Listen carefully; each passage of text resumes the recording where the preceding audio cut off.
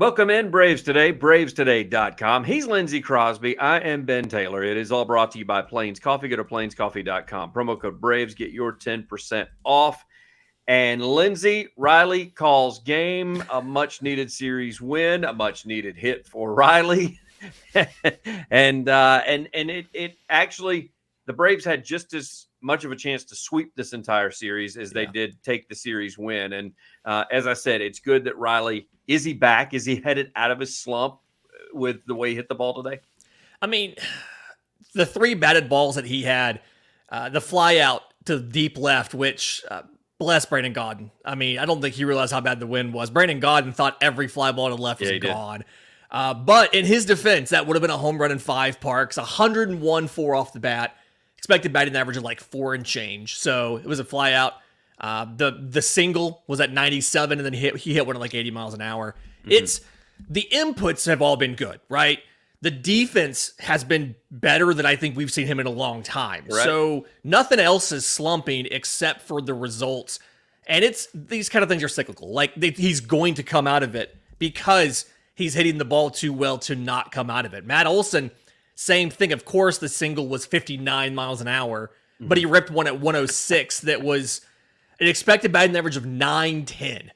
You know, went 373 feet and was a fly out at the wall. So both of those guys, I think, are hitting the ball well. The defense, for the most part, is really, really good. Olson had that error the other day that gave up 2 runs. But for the most part, they're doing everything they need to do. It's just not always falling yet, and I think we're starting to see them falling a little bit more now than they had been falling in the past. Well, you heard Riley in postgame, and he said that Chris Sale mentioned to him before he went out into the on-deck circle, he said, "You're hitting it too hard." He's like, "Why don't you try shortening up your swing?" So this is coming from a pitcher. Yeah. He's like, why don't you try shortening up your swing a little bit? And Riley said, "Of course, that's what I did to softly hit the liner into left center in order to get the game winner." Now, I will put you on the spot here, and I'm not going to ask you to pull it up or whatever, but I did see the softest ball that I've seen hit that was measurable in Game 2 on Saturday by Cleveland, because when they showed it up on the screen, I think it was 24 miles an hour off the bat. And I didn't know that registered in all the baseball that we've watched this season.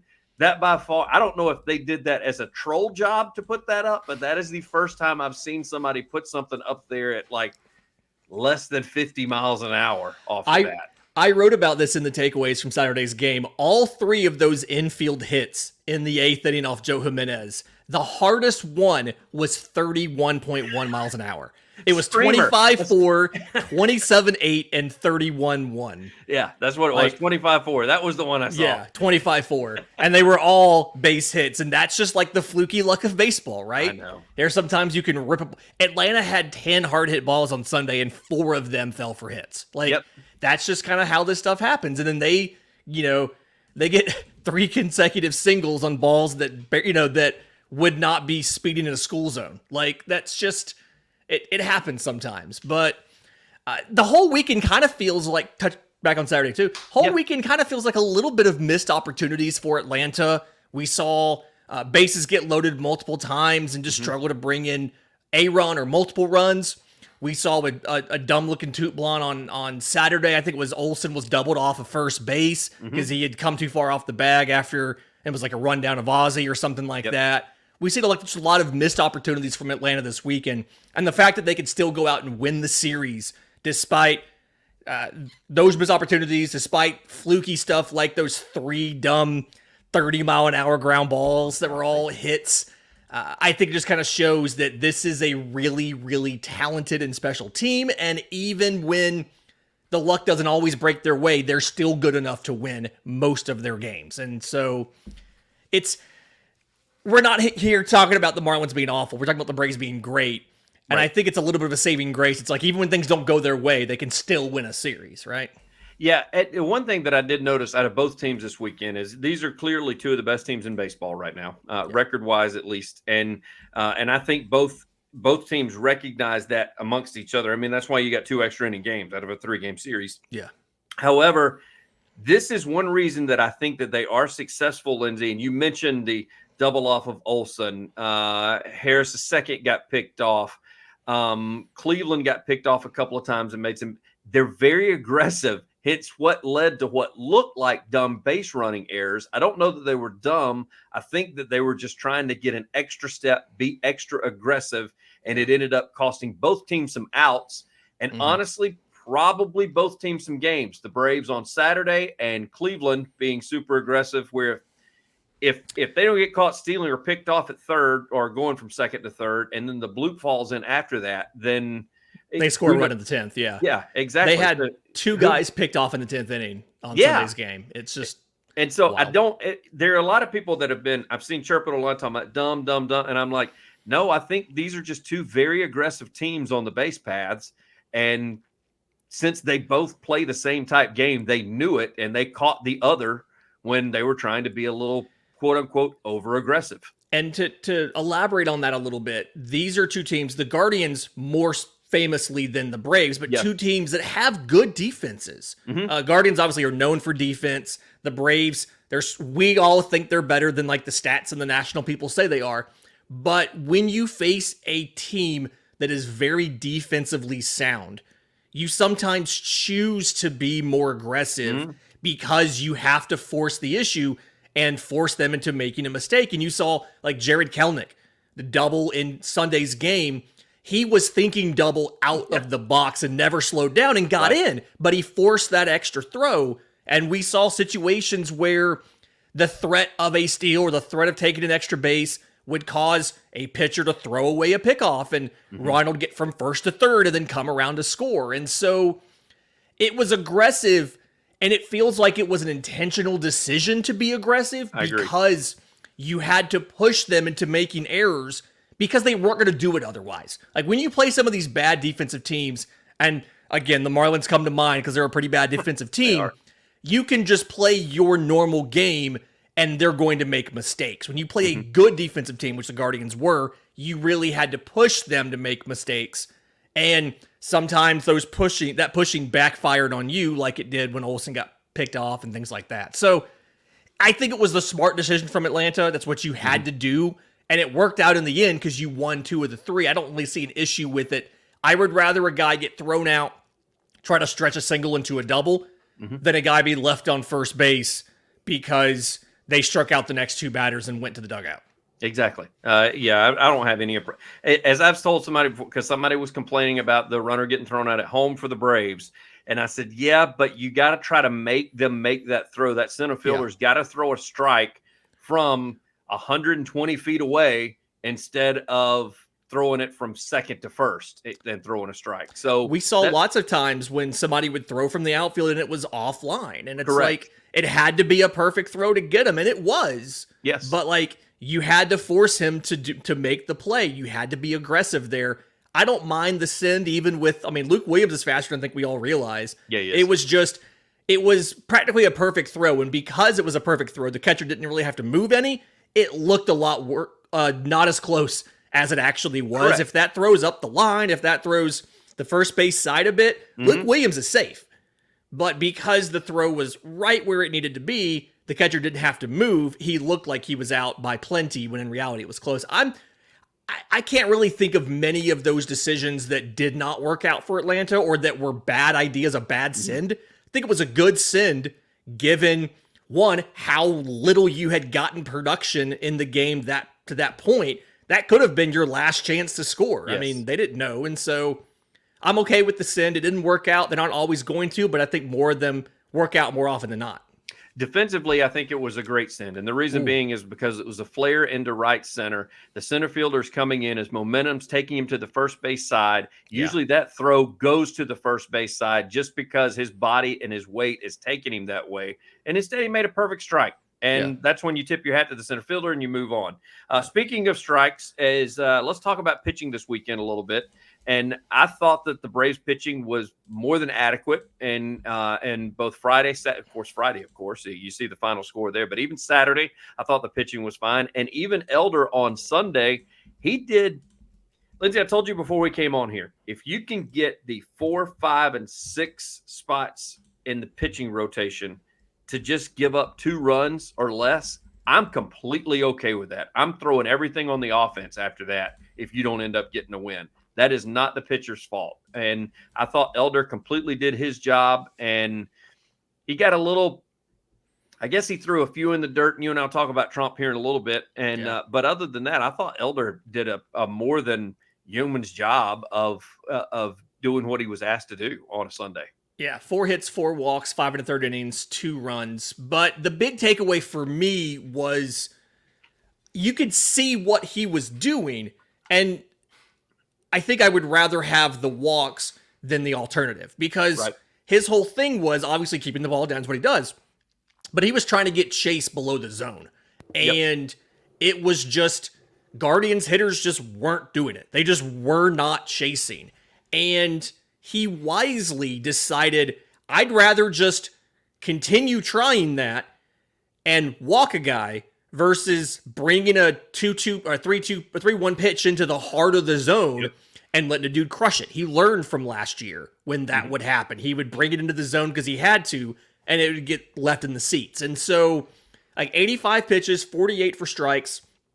It was a lot of intentional decisions to keep the ball out of the zone, and I'm okay with that. I don't think the Guardians' approach to this game and this series and just their overall plate discipline, I don't think that translates to a lot of other teams. And I think against most teams, what Bryce Elder did today is going to end up with better results than 4 hits, 4 walks, and 2 runs and 5 1/3.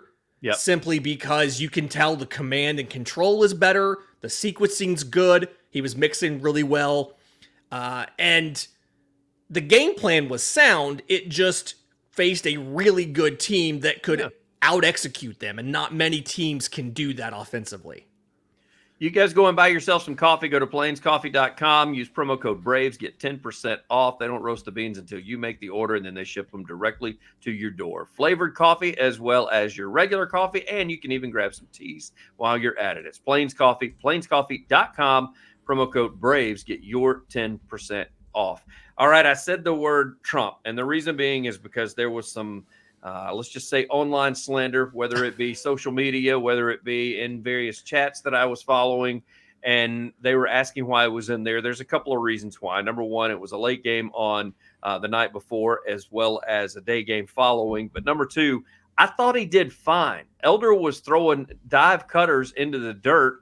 You can't be expected to keep every single one of them from getting by you or getting out in front of you and allowing a runner to advance, because I've told you, Lindsay, the best advice I ever got from a coach was the best catchers are the ones you don't notice them.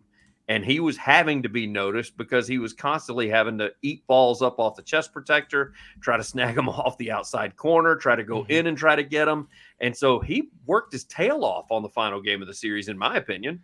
And I think that the official scores agree with you, right? When you look at, it was a lot of wild pitches charged to Elder. It wasn't pass balls charged to Chadwick Trump. And I think that's kind of the big takeaway there is he did as well as he was going to do for a pitcher that was doing everything he could to not leave the ball in the zone and sometimes missed a little too low, especially late in the game when he was fatigued. But, I mean, the defense as a whole for Atlanta this entire series was great. But you look at specifically Trump, threw a guy out, just did everything you need him to do, and honestly has looked better doing it than he looked last year. Agreed. He was so, I'm jokingly saying, performing so well last year that when Sean Murphy was nicked up, I think it was his hamstring maybe, they didn't put him on the IL, and Travis d'Arnaud started like all 4 or 5 games until Murphy was back, and they sent Trump back down. Whereas this year, it's a 2-game to 1-game split between d'Arnaud and Trump. And the reason you saw Trump on Sunday is because d'Arnaud played on Friday. You don't play a guy a day after a night. Right. But I think he's doing really well, and I wouldn't be surprised. We'll probably never know this. I wouldn't be surprised if there were calls around the trade deadline that discussed a catcher, and it was either the Braves being more willing to deal Drake Baldwin or a team asking for Chadwick Trump because they need a catcher, and he's shown this year, offensively, he's much improved. Defensively, he's out there positive defensive run saved. He's framing well. He's throwing guys out. I wouldn't be surprised if there's interest in him towards the deadline, either in him or in Atlanta trading Drake Baldwin because they know they have him. Oh, I completely agree. Yes, you said the stats mentioned it. They weren't charged as pass balls; they were wild pitches. But he even came up big and had a hit today, which he needed to do. That's been one of the biggest complaints, is the fact that he hadn't been putting the bat on the ball, and he has looked fairly bad in some instances. He's batting 269. I know. Listen. Right now, Matt Olson would take 269. And speaking of which, I said that Olson got him a hit. Maybe he's on his way out. I'll transition to this. I think this is a perfect time for the Braves to snap out of that slump in the first part of the order. Now, Ozzy's just coming back. He's been on fire since he came back from the injury. But Acuña, as far as Riley is concerned, Olson is concerned, Marcell Ozuna's living on another planet. I know he went 0 on Sunday, but it doesn't matter. The guy had, it seemed like 17 hits on Friday and Saturday. So he's doing just fine. He's batting 340 with a 1 OPS. He's fine. Yeah, he's fine. He can take an 0-4 and not worry about it. Exactly. But the other three, Acuña, Riley, Olson, is this the chance for them to kind of break out when they head to Seattle and maybe face some, I don't want to call it subpar pitching, but I will say this, it's not Cleveland on the American League side. Let me just say that. The pitching's pretty good. Now, I do think you kind of avoid, you don't have to face George Kirby, right? But you got Bryce Miller, Luis Castillo, and Emerson Hancock. The pitching's pretty good out there in Seattle. It's a pretty good rotation. I think this is a situation where, one, the Seattle bullpen is not to the level that it's been in the past. It's good. It's not the level it's been in the past. But also, you've got great vibes right now, right? You get the walk-off win. You're hopping on a plane, flying across country, and getting to go to bed after a celebration of a walk-off is we forget these are people, right? Yes. We forget these are human beings. I think that this can genuinely help, having the success that you had, and especially Matt Olson, success the way he had it, how soft that single was, but also hitting a hard hit ball can kind of reinforce, hey, sometimes the ball just doesn't bounce your way.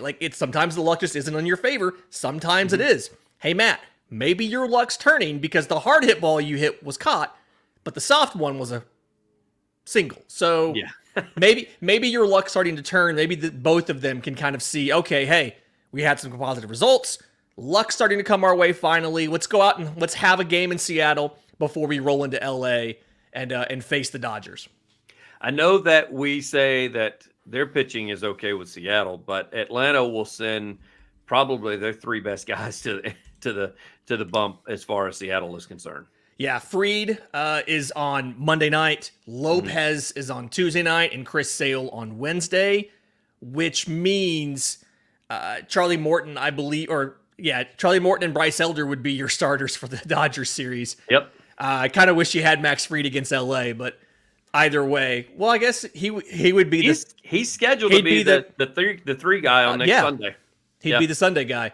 But Fried, Lopez, Sale, like you said, if the playoffs started today, that's your games 1 through 3 right there. Yeah. Fried, Lopez, and Sale in some order. I don't know if Sale or Lopez would be first. It'd probably be a matchup thing, but Fried, Lopez, Sale are your playoff starters with the playoffs to start today. So getting them for Seattle, it's a great way to continue to not lose a series.